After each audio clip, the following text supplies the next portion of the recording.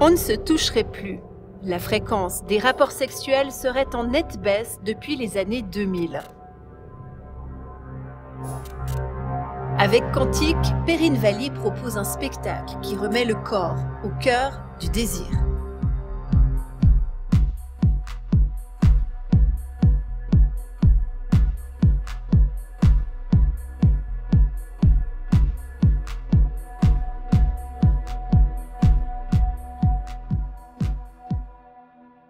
J'ai une question qui me brûle les lèvres. Vous avez commencé comme danseuse, puis chorégraphe, et ensuite vous avez fait des études de sexologue. Oui. Quel est le lien entre la danse et l'amour?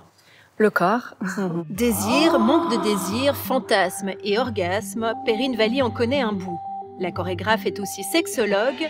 Pas question de dévoiler les témoignages qu'elle reçoit dans son cabinet, mais ils nourrissent l'artiste et son œuvre. Qu'est-ce qui se passe en 2024 en matière de sexualité? Parce qu'il y a deux choses. On a l'impression que c'est littéralement un chaos. D'une part, en un clic, on peut visionner des films porno. Et de l'autre côté, on a aussi cette impression que les contacts sont plus furtifs, il y en a moins. Qu'est-ce que ça raconte de notre société aujourd'hui?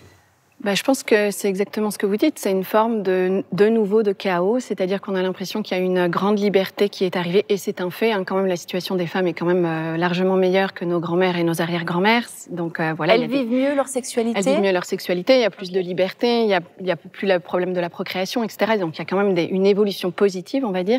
Mais il y a des nouveaux enjeux, la virtualité, la pornographie, et des choses qui restent là aussi. Par exemple, la différence homme-femme, on va dire chez les jeunes patients que j'ai, il reste quand même le fait que chez un homme, c'est toujours bien vu d'avoir des rapports sexuels, d'être un peu un don Juan.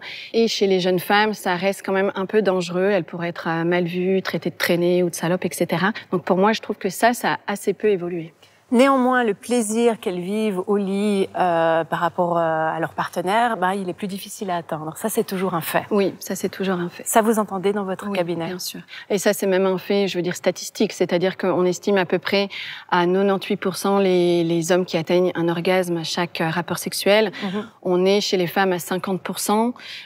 Beaucoup de sexologues pensent que c'est beaucoup moins. Donc très souvent, quand j'ai des patientes qui viennent me dire, par exemple, qu'elles n'ont pas d'orgasme, je commence à leur dire que c'est normal. Enfin, dans le sens où ça fait partie de la norme. C'est dommage. C'est dommage. On est d'accord. C'est dommage, mais ça s'explique. Oui. Et puis c'est pas qu'on a un problème psychologique ou qu'on est anormal. C'est simplement que, dans l'histoire de la sexualité féminine, c'est compliqué. Et donc les femmes héritent de toute cette complexité, en fait. C'est la société qui a un problème, l'histoire qui a un problème et qui se répercute sur les corps et sur les cerveaux. Donc ne pas avoir d'orgasme ne signifie pas avoir un problème psychologique.